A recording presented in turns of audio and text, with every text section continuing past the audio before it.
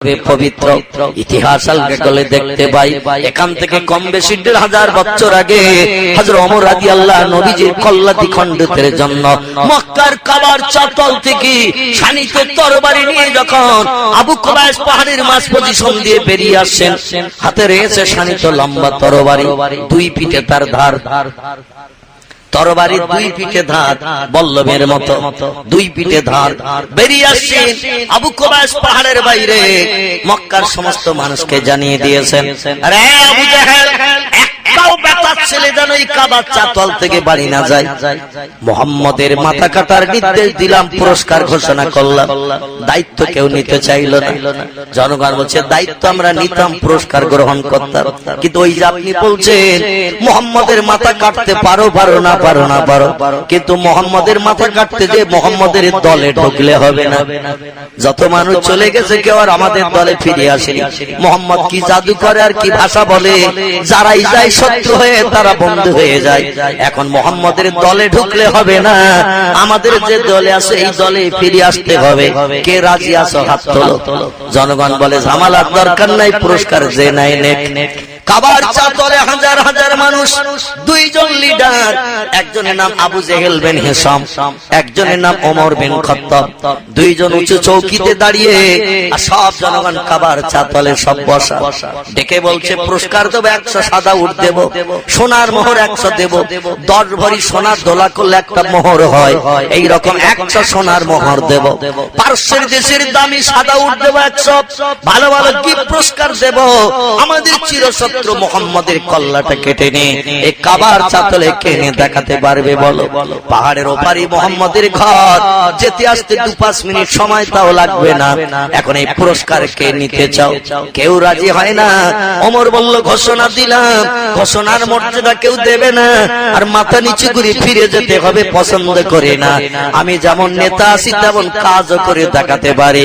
আরে হাসানের বাবা আবু জাহেল, ছেলে জানাই কাবার চাতল থেকে বাড়ি না যায়, আমি যত সময় পর্যন্ত মুহাম্মদের মাথা কেটে নাই কাবার চাতলে নিয়ে আসবো, তত সময় পর্যন্ত সবাইকে আটকে রাখবে এখানে।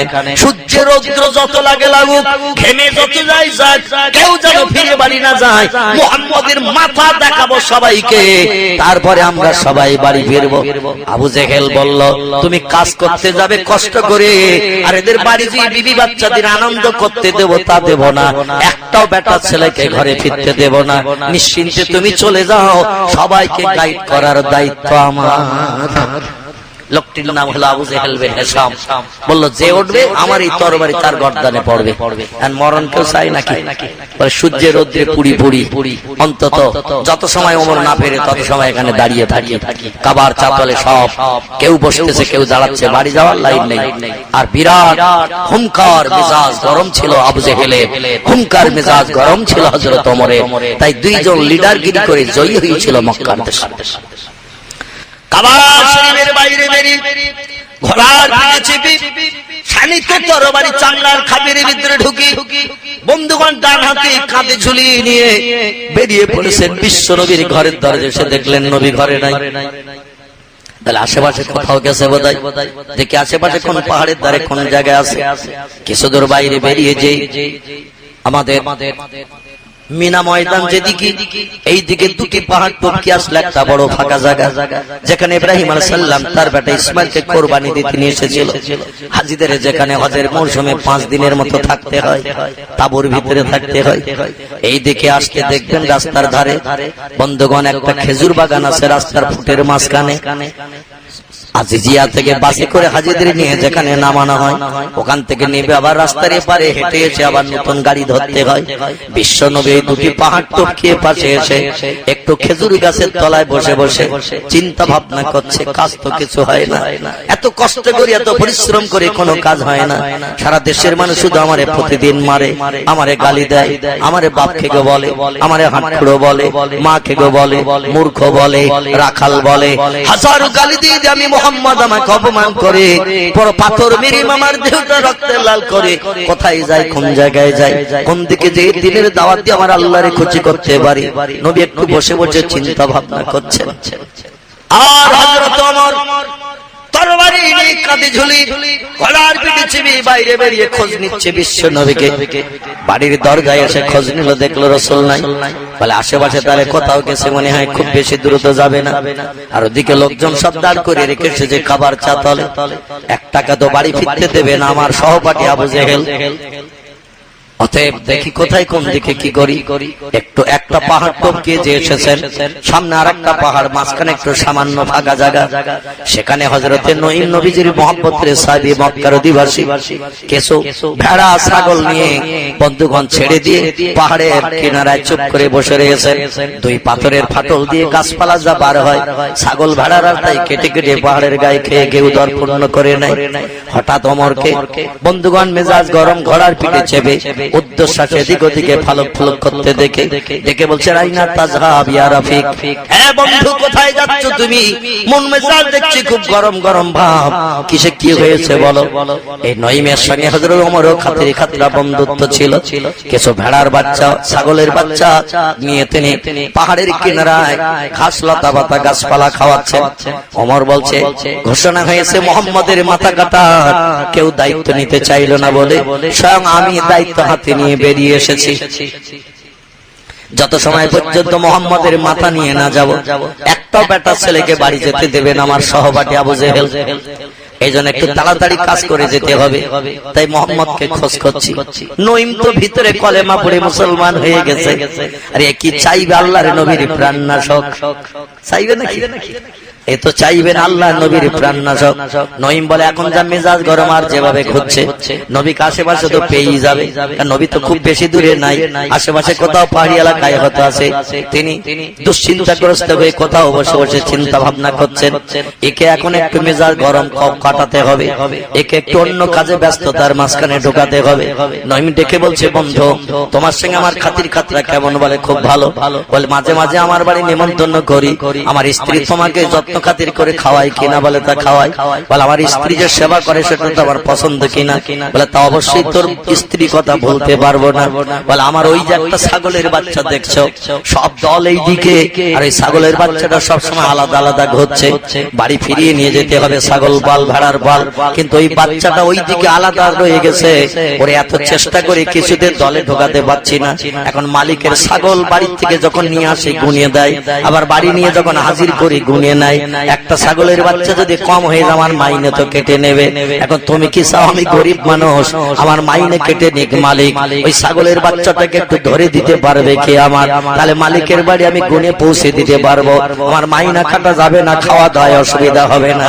বন্ধু তুমি যেমন আমার উপকার করো বিপদে, আমিও তোমার উপকার কম বেশি করি। ভালো মন্দ রান্না হলে তোমার নিমন্ত্রণ করে খাওয়াই, আর আমার স্ত্রীকে দিয়ে তোমাকে সেবা করাই। আজকের অন্তত আমার বিবির কাছে তোমার উপকারের কথাটা বলবো, আমার বিবি নিশ্চয়ই শুনে খুশি হবে। তুমি কি ছাগলের বাচ্চাটা একটু ধরে দিতে পারবে? নঈমের স্ত্রীর ব্যবহার এত ভালো, ওমর সেই চিন্তা করে মুহাম্মদ রাসূলুল্লাহর মাথা কাটা বলে গেল। তোর বউ আমার সত্যি খুব যত্ন করে, মহব্বত করে, তোরে জানা দেয় তার থেকে আমারে বেশি দেয়। আর এটা তো স্বাভাবিক, মেহমান যদি বাড়িওয়ালার সঙ্গে বসে খায় তো বাড়িওয়ালার থেকে মেহমানের একটু বেশি দেওয়া হবে কিনা? এটা তো নিয়ম। বাড়িওয়ালার থেকে মেহমান একটু ভালো বেশি পাবে, ভালো মন্দ বেশি দেবে, তাকে বেশি খাওয়ানো হবে, বাড়ি যেয়ে যাতে সুনাম করে। হযরতে নঈমের স্ত্রী মেহমান ওমরকে বেশি বেশি করে যত্ন করে খাওয়ায়। ওমর তার স্ত্রীর এই মহব্বতের কথা বলতে পারে না। বলে তাহলে আমার এই তরবারিটা একটু ধরো, আমি দেখি তোমার ছাগলের বাচ্চাটা ধরে দিতে পারি কিনা। লম্বা ঘটনা, খুব সংক্ষেপ, আপনারা কম বেশি জানেন। আমি যে তথ্যটা আপনাদের কাছে দিতে চাইছি সেটি হলো এই, নঈম কাছে তরবারিটি দিয়ে হযরত ওমর ছাগলের বাচ্চাটা ধরে ওর কাছে দিয়ে দেবে, যাতে মালিক যেন মাইনে টাইনে কেটে নাই। একটা ছাগলের বাচ্চা কম হয়ে গেছে, এটা তো মালিক মেনে নেবে না, কিন্তু ছোট্ট বাচ্চা 2-4 মাস বয়স। ওমর যেই ধরতে যায় তিত্তিরি করে দৌড়িয়ে পাহাড়ের মাথায় ঠেলে ওঠে। ওমর হাসল ফেসল করে সেই পাহাড়ে যায়, ও আবার পাহাড়ের মাথার থেকে নেমে আরেক পাহাড়ে দৌড়িয়ে চলে যায়। ছোট ছাগলের বাচ্চা দেখবেন তুরন্ত ভাবে দৌড়াতে থাকে, এত জোরে দৌড়াচ্ছে ছাগলের বাচ্চা। ওমর বলে হায় রে, ছাগলের বাচ্চা এত জোরে দৌড়াতে পারে জীবনে তো আমার জানা ছিল না। তা যদি জানা থাকতো তরবারি ওর কাছে দিয়ে আমি বেকার সময় নষ্ট করতাম না। একবারে পাহাড় থেকে ও পাহাড়, আবার ও পাহাড় থেকে পাহাড়, ওমর যে কাছাকাছি যায় আবার আরেক দৌড় দেয়, দিয়ে আরেক পাহাড়ে দিয়ে হাজির হয়। ওমর আবার সেখানে যে ঠেলে ওঠে, ও আবার দৌড়িয়ে নেমে আরেক পাহাড়ে যায়। নঈম শুধু দাঁড়িয়ে দাঁড়িয়ে দেখছে, ছাগলের বাচ্চা তো ধরাই যাবে না, মাইনে বোধে আমার আর হবে না। কিন্তু ওমরকে অন্তত নবীর শত্রুতার থেকে অন্তত চিন্তা ভাবনাটা একটু দূর করায়। দৌড়িয়ে দৌড়িয়ে ওমর তো ঘেমে জারে জার হয়ে গেছে, এসে বলছে বন্ধু হবে না তরবারি দিয়ে। বলছে কি হলো? ছাগলের বাচ্চা এত দৌড়াতে পারে আমার জীবনে জানা ছিল না, তা যদি থাকতো বেকার সময় নষ্ট করতাম না। হাজার হাজার লোক ওদিকে কাবার চাতলে বসিয়ে রেখে এসেছে, তাদের চিন্তা আমার মগজ থেকে দূর হয়ে গেছে। তোর বোর পাল্লাই পড়ে, তোর বোর মহব্বতের প্রেমের পাল্লাই পড়ে, এখন তরবারি দে। ওমর বলছে কি হলো? বলে ও ধরা যাবে না, ও মানুষের থেকে আরো বেশি দ্রুতগামী এবং চালাক বেশি। হযরত নঈম বলছে সুযোগ যখন এসে গেছে সদ্ব্যবহার করব, আল্লাহ তকদিরে যা রেখেছে তাই হবে। জোরে বলুন একটু সুবহানাল্লাহ। নঈম ওখানে কিছু না বললো, না বলতে পারতেন, তরবারি তারে দিয়ে দিলে দিতে পারতেন, কিন্তু সুযোগ পেয়ে আল্লাহর বান্দা সদ্ব্যবহার করেছেন। ডেকে বলছে ভাই একটা কথা কি তোমাকে বলবো? ওমর বলছে একটা কেন, তুই পাঁচটা বলবি, পাঁচটা বলতে পারিস। বলে কথা হলো এই যে সামান্য একটা ছাগলের বাচ্চা তাড়িয়ে ধরতে পারলে না, আর যারে ধরার জন্য তরবারি কাঁধে করে নিয়ে ঘোড়ার পিঠে ছুটে বেড়াচ্ছ, সে তো আল্লাহর বাগ আছে, আল্লাহর বাগ। একটা ছাগলের বাচ্চা ধরতে পারলে না তুমি, আর আল্লাহর বাগকে তুমি কি করে ধরবে? তোমার আশা সফল হবে না, বেকার হয়ে যাবে। জোরে বলুন একটু সুবহানাল্লাহ। নারে তাকবীর।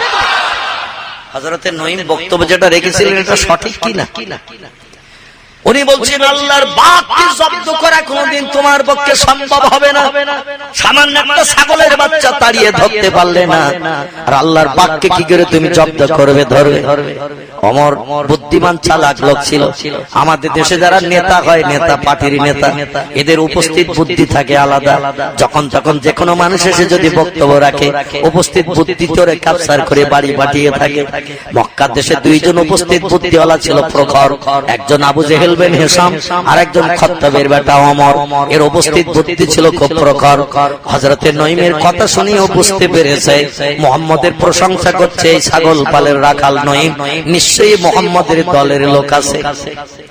দেখে বলছে আমি বুঝতে পেরেছি তুই মুহাম্মদের দলের লোক আছিস, এই জন্য তুই মুহাম্মদের প্রশংসা করছিস আমার কাছে। মুহাম্মদ আমাদের চিরশত্রু, চির দুশমন, আর তুই তারে আল্লাহর বাগ বলে সম্বোধন করছিস, নিশ্চয়ই তুই মুহাম্মদের দলের লোক আছিস। তো মুহাম্মদের মাথা কাটার আগে মুহাম্মদের দলের লোক যখন পেয়েছি রে প্রথম অ্যাকশন করি।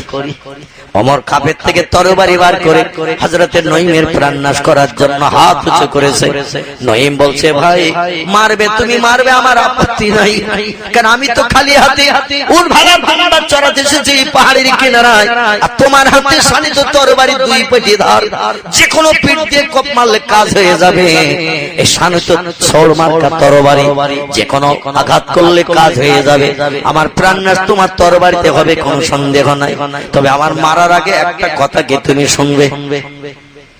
ওমর বলছে মাশাআল্লাহ ইয়া রাফিক, কি তুমি বলতে চাইছো বলো না। বলে কথাটা হলো এই যে আমার সঙ্গে তোমার রক্ত কোনো সম্পর্ক নেই, কিন্তু এই মক্কায় তোমার বোন বোনাই যারা আছে, তোমার বোনের নাম ফাতেমা, স্বামীর নাম হযরতে সাইদ, ওরা দুইজনে কিন্তু মুহাম্মদ রাসূলুল্লাহর কলেমা পড়ে মুসলমান হয়ে গেছে। আমি সঠিক তথ্য তোমাকে দিচ্ছি, আমার সঙ্গে তো তোমার রক্তের সম্পর্ক কিছু নাই। তুমি বুঝতে পেরেছো আমি মুহাম্মদের দলে ঢুকেছি, ঠিকই আছে, কিন্তু তোমার নিজের বোন বোনাই মুহাম্মদের দলে অনেক দিন আগে ঢুকে মুসলমান হয়ে গেছে। এজন্য তুমি পর শাসন করার আগে অন্তত তোমার ঘরটা শাসন করো। আগে ঘর শাসন করো, তারপরে পর শাসন করিও, সেটা মানাবে। তোমার ঘর ওদিকে শেষ হয়ে গেল, আর তুমি পরের কাছে হুমকি দেবে, এটাকে জনগণের কাছে মানায়। ওমর বলছে কি বলছিস, আমার বোন বোনাই মুসলমান হয়েছে? বলে হ্যাঁ। বলে তাহলে তোরে এখন আর মানবো না, আগে ঘর অ্যাকশন করে আসি, তারপরে তোরে ধরবো, তারপরে মুহাম্মদের ধরবো।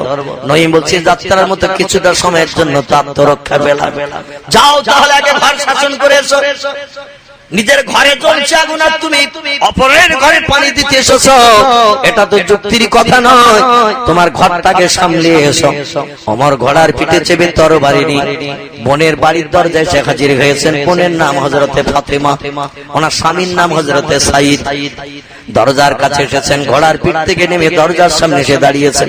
স্বামী স্ত্রী ঘরের দরজা লাগিয়ে ঘরের ভিতরে সামনাসামনি পাশাপাশি বসে আল্লাহর পাক কালাম কোরআন মজিদের সূরা তাহা পড়ছেন। জোরে বলুন একটু সুবহানাল্লাহ। কি বিপদ আসবি আয় তো তখন নাই, ওরা দুই স্বামী স্ত্রী অন্তত ঘুমিয়ে টুমিয়ে থাক।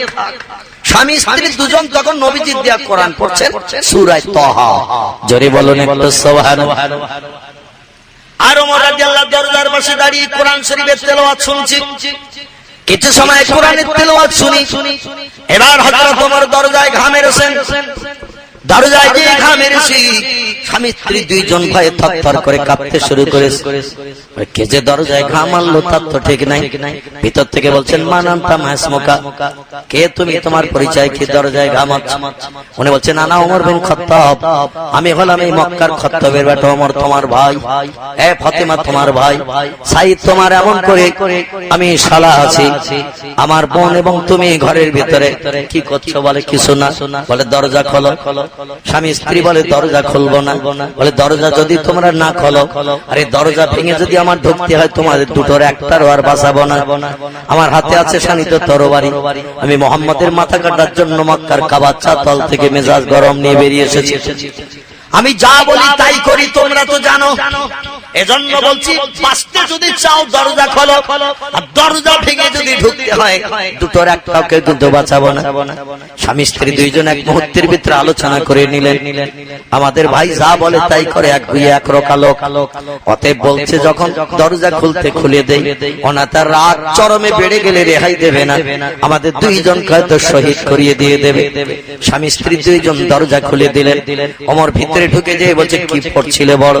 ওরা তাড়াতাড়ি কোরআন শরীফের ওই পাঠটা আড়ার পাশে দেওয়ালের মাথায় উঠিয়ে রেখেছে। জোরে বলুন একটু সুবহানাল্লাহ। দেওয়ালের উপরে আড়া আছে, আড়ার পাশে রেখে দিয়েছেন একটু লুকি। বলছে কই কিছু পড়ছিলাম না। বলে আমার কাছে মিথ্যার আশ্রয় নিয়ে আমি বাইরে দাঁড়িয়ে দাঁড়িয়ে শুনেছি আল্লাহর আসমানি ভাষা মুহাম্মদের দেয়া কোরআন তোমরা পড়ছিলাম, শুনছিলাম। বলছে না আমরা তেমন কিছু পড়ছিলাম না। বলে মিথ্যা বললেই কিন্তু আর ছাড়বো না। স্বামী স্ত্রী স্বীকার করতে চাইছে না, আর স্বীকার করলেই তো বিপদ দেখা দেবে।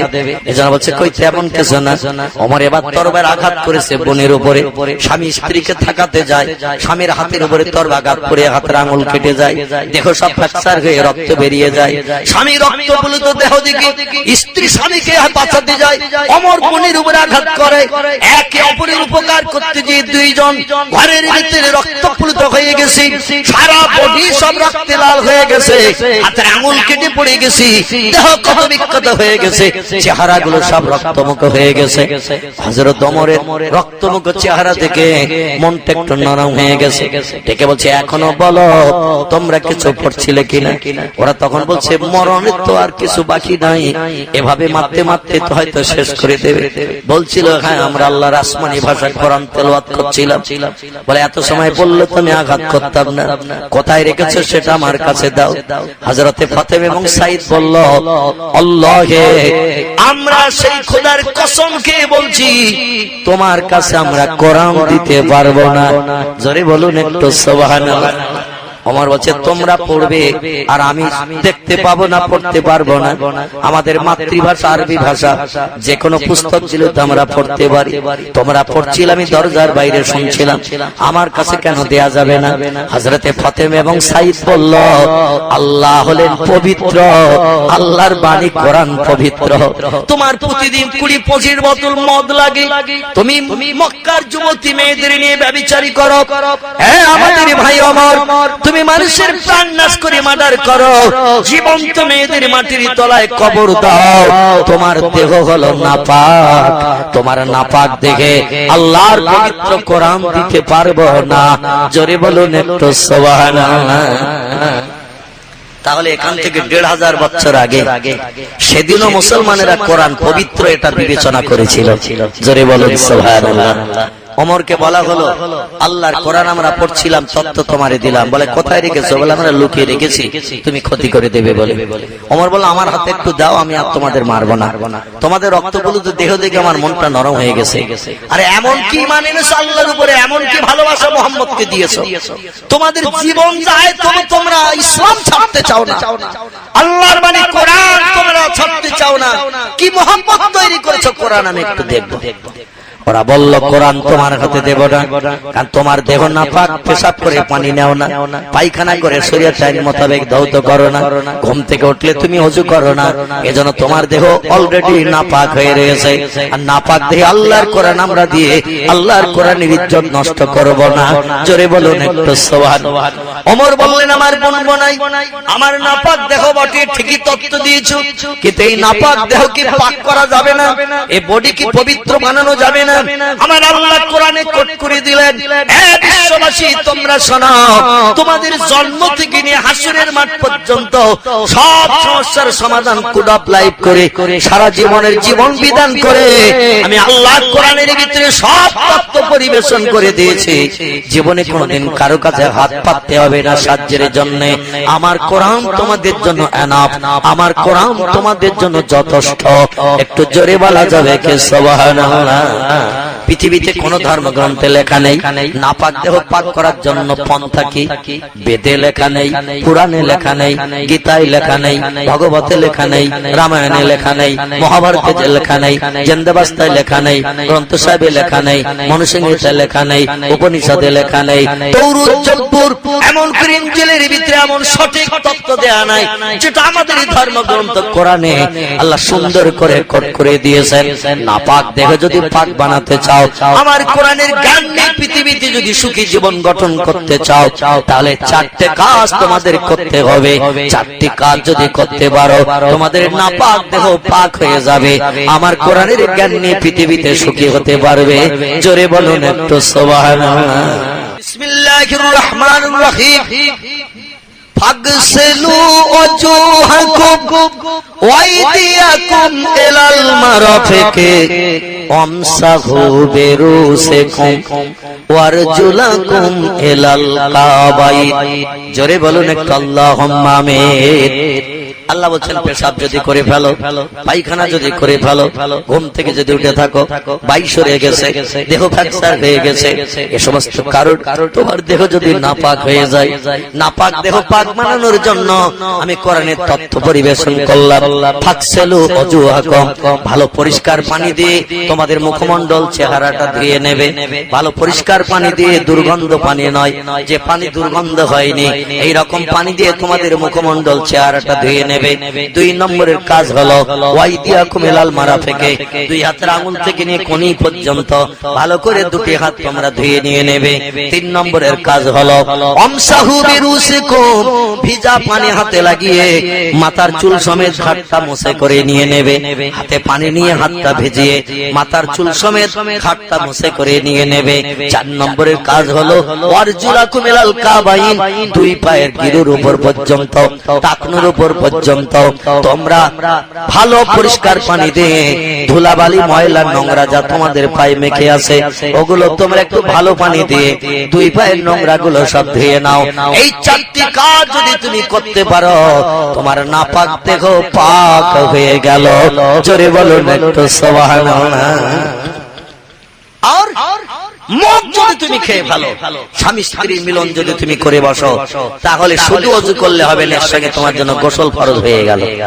তোমাকে গোসল করতে হবে, গোসল করতে হবে, সে সঙ্গে ওযু করতে হবে। আর স্বামী স্ত্রীর মিলন যদি না হয়, মদ যদি না খাও, তাহলে বাকি অন্য কাজগুলো করার কারণে দেহ নাপাক হয়েছে, এর জন্য ওযু তোমার জন্য যথেষ্ট। জোরে বলুন একটু সুবহানাল্লাহ।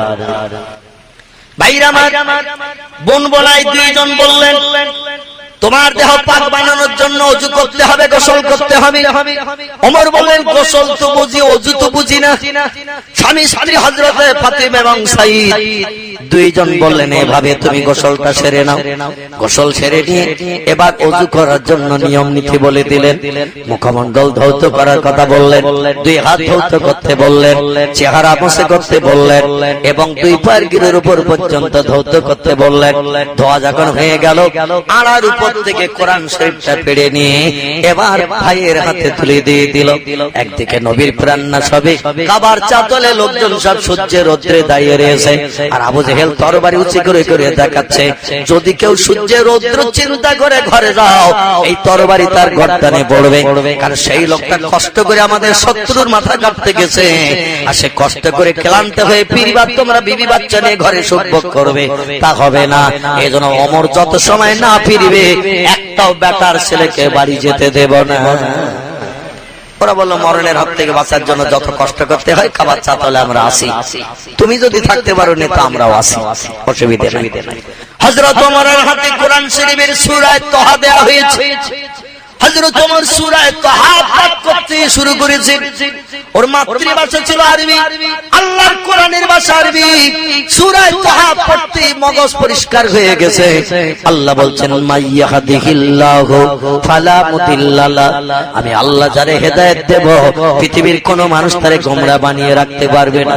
আমাদের দেশে কিছু সাধারণ মানুষ বলে আগের থেকে ওয়াজ নসিহত এখন এত বেশি হচ্ছে কিন্তু মানুষ হেদায়েত হয় না, কি বলে কিনা?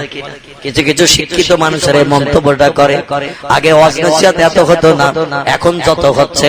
আগে 2-5খানা গ্রামে একটা জলসা হতো বছরে, এখন প্রতি গ্রামে 2-4 জায়গায় করে হচ্ছে, বিভিন্ন পাড়ায় এত জলসা হচ্ছে কিন্তু মানুষ হেদায়েত হয় না। আসলে কোন মোল্লা মৌলবী নবী আম্বিয়ার বাবার ক্ষমতা নাই মানুষকে হেদায়েত করার। হেদায়েতের দায়িত্ব হলো আমার আল্লাহর। জোরে বলুন একটু সুবহানাল্লাহ। আল্লাহ বলছেন হে পয়গম্বর আমার মুহাম্মদ রাসূলুল্লাহ, একটানা 13 বছর মক্কায় কলেমার দাওয়াত দিয়েছো, তোমার চাচা আব্বাসকে কি তুমি কলেমা পড়াতে পেরেছো? নবীর আপন চাচা আব্বাস 13 বছর একটানা কলেমা শুনেছে মক্কায় নবীর মুখে। আব্বাস কি কলেমা পড়েছিল নাকি? মক্কায় নবী থাকতে কলেমা পড়েনি। আবু লাহাব একটানা বন্ধুগণ 10 থেকে 11 বছর কলেমার দাওয়াত শুনেছে। আবু লাহাব কলেমা পড়ে মুসলমান হয়নি।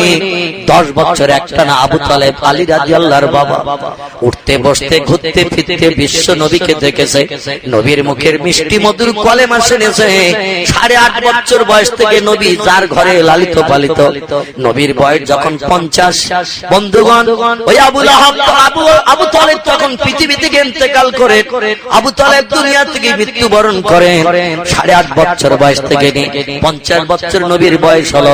এই দীর্ঘ লম্বা দিন আবু তালেবের সঙ্গে নবীজির এক সন্তান পিতার সম্পর্ক ছিল, কিন্তু আবু তালেব একটানা 40 বছর বয়স থেকে 50 বছর নবীর বয়স। 10 বছর একটানা কলেমা শুনেছেন। আবু তালেব কলেমা পড়েনি, মুসলমান হয়নি। তাই নবী যদি আপন জনকে কলেমা পড়িয়ে মুসলমান বানাতে না পারে, এ যুগের পীর মৌলবীরা পারবে নাকি?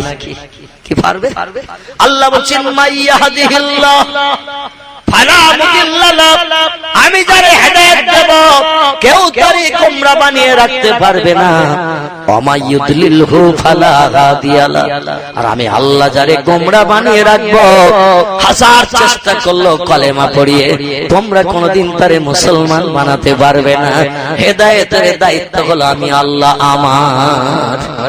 তোমাদের কাজ হলো কলেমার কথা বলা, তোমরা বলে যাও। লাস্তা আলাইহিম বিমুসাইতির, আল্লাহ বলেন হে হাবিব আপনাকে আমি দারোগা করে ওসি করে দুনিয়ায় পাঠাইনি।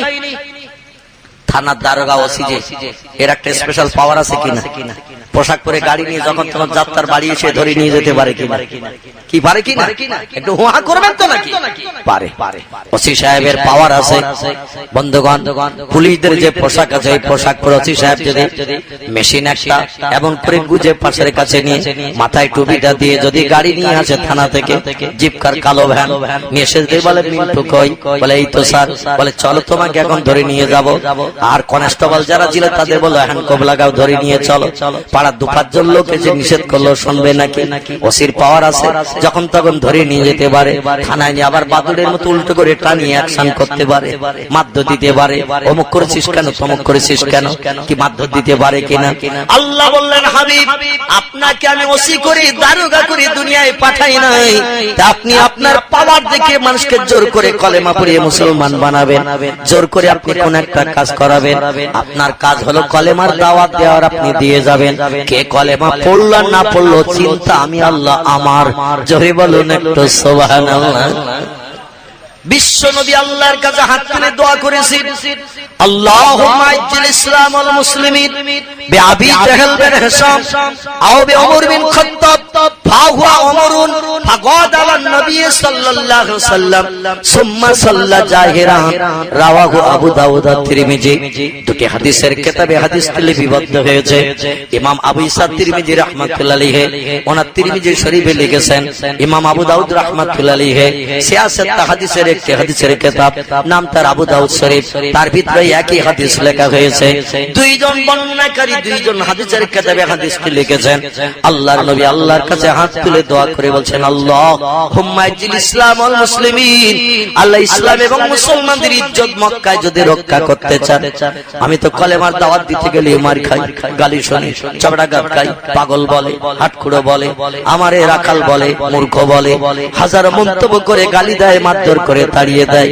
তাই আপনার কাছে আমার দাবি গো আল্লাহ, ইসলাম এবং মুসলমানদের ইজ্জত যদি রক্ষা করতে চান, বিআবি জাহল বিন হিশাম আও বিউমর বিন খাত্তাব, মক্কার দুইজন লিডার নেতৃত্ব করছে সারা দেশের জনগণকে নিয়ে। এই দুইজনের একজনকে আমার একটু বন্ধু বানিয়ে দেন। আল্লাহ এই দুইজনের কোন লোকটা আপনার পছন্দ তা আমি বলবো না, কারণ আমি যারে চাইব আপনি হয়তো তারে পছন্দ করবেন না, আর আপনি হেদায়েত না দিলে তো আমার কাছে আসবে না। হেদায়েতের দায়িত্ব যখন আপনার, আল্লাহ দুইজনের যে কোনো একজনকে কলেমা পড়ে আমার বন্ধু বানিয়ে দেন, দুইজনের বন্ধুত্ব কাটাপ করে দেন, দুইজনকে ডিভাইডেড করে দেন। একজন যদি আমার বন্ধু হয়ে যায়, এই মক্কায় আমার দিনের দাওয়াত দিতে সুবিধা হবে। আমি যে মার খাচ্ছি, বিপদগ্রস্ত আছি, আমি তার থেকে অনেক নিষ্কৃতি পেতে পারবো। জোরে বলুন একটু সুবহানাল্লাহ। নবীদের দোয়া কবুল হতো না হতো না। ইলেকট্রিকের সুইচ টিপলে রড লাইট বাগ লাইট জ্বলতে যেমন দেরি করে না, পয়গম্বরদের দোয়া আল্লাহর দরবারে কবুল হতে এরকম দেরি করত না। কারণ পয়গম্বররা যখন দোয়া করত, অধিকাংশ সময় আল্লাহর দরবারে চোখের পানি ফেলত। পৃথিবীর আরেকটা দলের মানুষের দোয়া কবুল হতে দেরি হয়নি, তাদের নাম হলো ওলি আউলিয়া। একটু জোরে বলুন সুবহানাল্লাহ। দুটি দলের মানুষ আল্লাহর খাস বান্দা হিসেবে পৃথিবীতে বিবেচিত হয়ে আছে। একটি দলের নাম হলো নবী আম্বিয়া, একটি দলের নাম হলো ওলি আউলিয়া। নবী হলো এক বচন, আম্বিয়া হলো বহু বচন। একজনকে বলা হয় নবী, বহুজনকে বলা হয়েছে আম্বিয়া। নবী তাদের বলা হয় জিবরিল আমিনের সঙ্গে যাদের সাক্ষাৎ হয়েছে, দেখা হয়েছে, এদের বলা হয় নবী। আর রাসূল তাদের বলা হয় জিবরিলের সঙ্গে দেখা সাক্ষাৎ হয়েছে, আবার আসমানি কিতাব তারা পেয়েছে, এদের বলা হয় রাসূল। তার রাসূল আর নবীর ডিভাইডেড হলো। রাসূল তাদের বলা হয় যাদের কাছে আসমানি কিতাব এসেছে, আবার জিবরিলের সঙ্গে সাক্ষাৎ হয়েছে, এদের বলা হয় রাসূল। আর নবী তাদের বলা হয় যাদের সঙ্গে জিবরিলের দেখা সাক্ষাৎ হয়েছে কিন্তু আসমানি কিতাব পেতে পারেনি, এদের বলা হয়েছে নবী। এই নবী পৃথিবীতে আল্লাহ পাক হাজার হাজার পাঠিয়েছেন। এই হাজার হাজার পয়গম্বরদের ভিতর থেকে আমার আল্লাহ পাক ছাঁটাই করে বাছাই করে 25 জনের মতো পয়গম্বরের জীবনে কোরআনের ভিতরে উল্লেখ করে দিয়েছেন আমাদের ভবিষ্যৎ জীবনটা সুখের বানানোর জন্য। আমি শ্রেষ্ঠ আসমানি কিতাব তোমাদের ঘরে পাঠালাম, আর এই কিতাব তোমাদের জন্ম থেকে হাসর পর্যন্ত সব জায়গার সমাধান করবে। তাহলে আমার কোরআন তোমাদের কি উপকার করতে পারে? তাই আমি ছাঁটাই করে বাছাই করে করে হাজার হাজার পয়গম্বরের ভিতর থেকে 25 জন পয়গম্বরের জীবনী আমি কোরআনের ভিতরে কোট করে দিয়েছি। এই 25 জন পয়গম্বরের জীবনী যদি ফলো করো, জীবনে কোনোদিন আর কারো কাছে হাত পাততে হবে না সাহায্যের জন্য। ওই 25 জন পয়গম্বরের জীবনী তোমাদের জন্য এনাফ, যথেষ্ট হবে। জোরে বলুন একটু সুবহানাল্লাহ। আবার কিছু ওলিদের জীবনী আমি আল্লাহ কোরআনে কোট করে দিয়েছি। বর্তমান যুগের কিছু মোল্লা মৌলবীরা আলেম ওলামারা ওলিদের কথাবার্তা বললে নাক ছিটকায়, চোখ মেটকে মারে, মুস্কি মুস্কি হাসে। ওলিয়া উলিয়াদের কথা কিছু মোল্লা মৌলবী শুনতে চায় না, কিন্তু আল্লাহ ওলিদের জীবনীও কোরআনে কোট করে দিয়েছে। নবীদের জীবনের যেমন দাম, ওলিদের জীবনেরও তেমন সমান দাম। একটু জোরে বলুন সুবহানাল্লাহ। বিশ্বনবী বলছেন আমার পর কিয়ামত পর্যন্ত পৃথিবীতে আর কোন পয়গম্বর আসবে না। পয়গম্বরের কাজ করবে যারা, তারা হলো ওলামায়ে উম্মত।